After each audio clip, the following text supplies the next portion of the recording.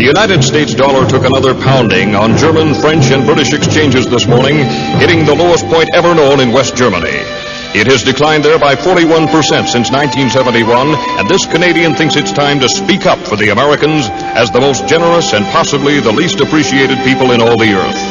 As long as 60 years ago, when I first started to read newspapers, I read of floods on the Yellow River and the Yangtze. Who rushed in with men and money to help?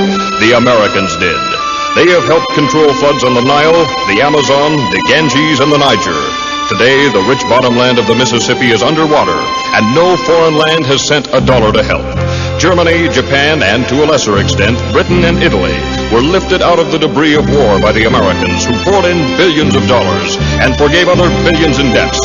None of those countries is today paying even the interest on its remaining debts to the United States. When the franc was in danger of collapsing in 1956, it was the Americans who propped it up, and their reward was to be insulted and swindled on the streets of Paris. I was there. I saw it. When distant cities are hit by earthquake, it is the United States that hurries in to help. Managua, Nicaragua is one of the most recent examples. So far this spring, 59 American communities have been flattened by tornadoes. Nobody has helped.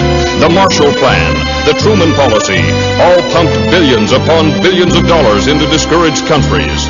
Now newspapers in those countries are writing about the decadent, war-mongering Americans. I'd like to see just one of those countries that is gloating over the erosion of the United States dollar build its own airplanes. Come on, let's hear it. Does any other country in the world have a plane to equal the Boeing Jumbo Jet, the Lockheed TriStar, or the Douglas 10? If so, why don't they fly them? Why do all international lines except Russia fly American planes? Why does no other land on Earth even consider putting a man or woman on the moon? You talk about Japanese technocracy and you get radios. You talk about German technocracy and you get automobiles. You talk about American technocracy and you will find men on the moon, not once, but several times, and safely home again.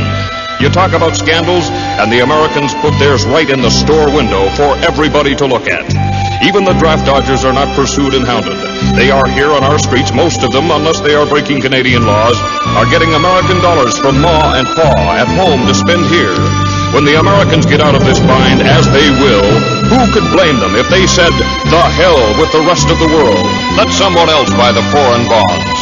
Let someone else build or repair foreign dams or design foreign buildings that won't shake apart in earthquakes. When the railways of France, Germany, and India were breaking down through age, it was the Americans who rebuilt them. When the Pennsylvania Railroad and the New York Central went broke, nobody loaned them an old caboose. Both are still broke. I can name you 5,000 times when the Americans raced to the help of other people in trouble. Can you name me even one time when someone else raced to the Americans in trouble? I don't think there was outside help even during the San Francisco earthquake. Our neighbors have faced it alone. And I'm one Canadian who's damned tired of hearing them kicked around. They will come out of this thing with their flag high. And when they do, they are entitled to thumb their nose at the lands that are gloating over their present troubles. I hope Canada is not one of these, but there are many smug, self-righteous Canadians. And finally, the American Red Cross was told at its 48th annual meeting in New Orleans that it was broke. This year's disasters have taken it all, and nobody, but nobody, has helped.